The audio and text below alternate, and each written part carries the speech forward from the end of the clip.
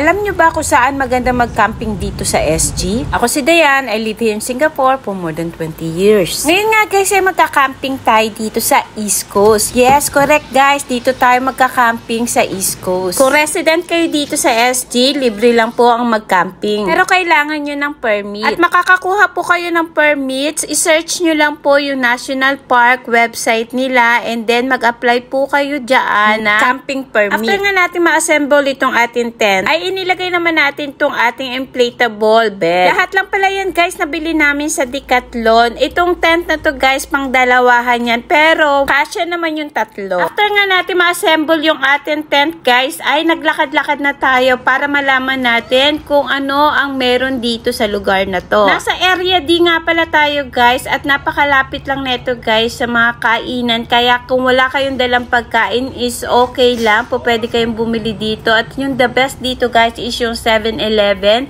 Kasi yung 7-Eleven itself ay kompleto na. Meron din po sila dyang yellow. At may charcoal na din kung gusto nyo mag-barbecue.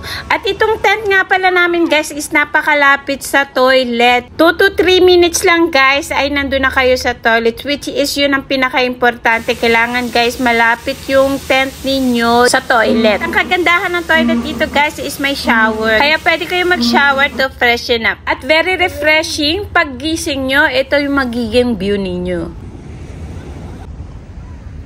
Ayan guys, kung nagustuhan nyo yung video na to, follow ka lang. Kaya kung nandito kayo sa SG guys, is try nyo mag-camping dyan. Aside sa accessible na talagang nakaka-relax mag-camping. At ang maganda dito guys is libre. Kaya guys, tara na mag-camping na tayo. Thank you guys, thank you for watching. I hope to see you on my next vlog. Thank you po.